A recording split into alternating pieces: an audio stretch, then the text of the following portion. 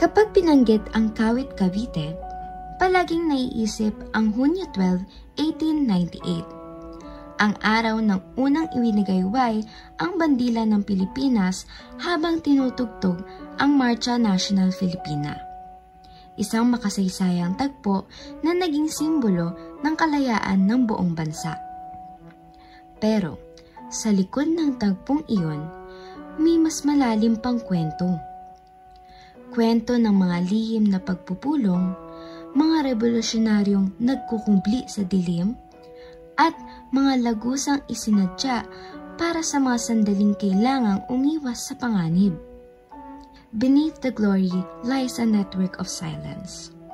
Mga tunnel sa ilalim ng Aguinaldo Shrine na nagsilbing daan para sa mga planong hindi dapat marinig ng kalaban. Ang Aguinaldo Shrine ay hindi ordinaryong bahay.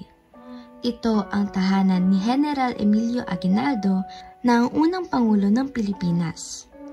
At ito rin ay isa sa mga pinaka-iconic na estruktura sa bansa.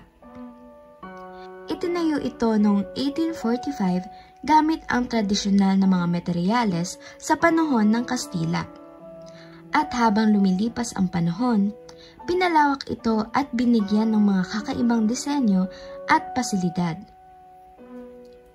Ito ang ilan sa mga tampok ng bahay. Secret trapdoors sa sahig at kisame. Hidden doors na parang bahagi lang ng dingding. Mga compartment sa ilalim ng mga hagdan kung saan maaaring itago ang dokumento o armas. At higit sa lahat, mga tunnel na bumaba mula sa loob ng bahay patungo sa mga hindi inaasahang lugar. Ang disenyo ng bahay ay hindi lang para sa kagandahan. Ito'y taktikal, estratehikong ginawa upang maprotektahan ang buhay at layunin ng revolusyon. Ayon sa mga lokal na ulat at ilang dokumentadong panayam, may mga underground tunnels na nakaugnay sa Aguinaldo Shrine. Hindi ito gawa-gawa lang. Ilang bahagi nito ay aktwal na na-survey at naitala ng mga arkitekto at historian. Pero saan nga ba ito patungo? May mga tunnel na sinasabing umaabot sa simbahan ng Kawit, isang posibleng ligtas na daan palabas. Meron pang may mga direksyon papuntang tabing dagat upang kung kinakailangan tumakas sakay ng bangka, madali lang ito. At ayon sa ilang kwento, may bahagi rin raw na papuntang Imus at Bacoor pero hindi pa na-verify ang lawak nito. Bakit nga ba ito mahalaga? Dahil sa mga panahong may raid o biglaang pagdating ng mga sundalo, ang mga revolusyonaryo ay kailangang makaligtas ng hindi nahuhuli. Ang mga tunnel na ito ay naging literal na lifeline, daan palabas sa peligro at daan patungo sa susunod na tagumpay. Ngayon, karamihan sa mga tunnel na ito ay hindi na maa-access. Isinara dahil sa seguridad at delikadong kondisyon sa ilalim ng lupa. Pero, nananatiling bahagi ito ng kasaysayang hindi laging nababanggit. Mula sa bahay ni Emilio Aguinaldo, hindi lang kasaysayan ang isinulat, kundi mismong plano ng revolusyon. Sa loob ng makasaysayang tahanan, mistulang tahimik ang paligid. Ngunit sa likod ng katahimikang iyon, may mga lihim na nagaganap. May mga pulong na isinasagawa sa gabi habang mahigpit ang pagbabantay sa labas. Meron ring mga diskusyon ng mga lider ng katipunan kung paano hihimayin ang lakas ng mga Kastila. At may mga estratehiyang pinag-isipan at binuo gamit ang utak, hindi lang dahas, mula sa panlilinlang hanggang sa ilalim ng pagpaplano ng mga opensiba.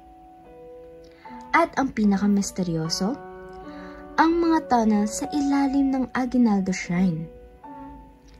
habang sa itaas ay maaliwalas, maayos, at tila normal lang ang mga pangyayari. Ang mga makikipot na lagusan sa ilalim ay puno ng galaw. Una na dito ang pagpapasa ng lihim na mensahe mula sa isang dulo patungo sa mga kapanalig. Pangalawa, tahimik na paglalakad sa kadiliman upang makatakas mula sa banta ng mga Kastila. At minsan, kahit ang pagbabantay sa mga bihag o kaaway ng himagsikan. Ang mga tunnel ay hindi basta butas sa lupa. Sila ay buhay na patunay ng husay sa taktika at talinong pinanday ng kagustuhang lumaya. Dito rin natin makikita kung gaano kaseryoso, kaorganisado, at kadeterminado ang ating mga bayani. Ang bawat hakbang sa ilalim ng lupa ay may kapalit. Buhay, oras, at tiwala. Ang mga tunnel ng kawit ay hindi lamang daanan. Ito ay mga landas patungo sa kalayaan at simbolo ng matapang na puso ng revolusyon. Ang araw ng kalayaan ay selebrasyon ng tagumpay. Pero, hindi ito naganap sa isang iglap. Bago ang araw ng deklarasyon, maraming taon ng sakripisyo, pagpaplano, at lihim ang pinagdaanan. Kawit Cavite. Sa ibabaw man ng lupa o sa ilalim nito, ay naging sentro ng kilusan.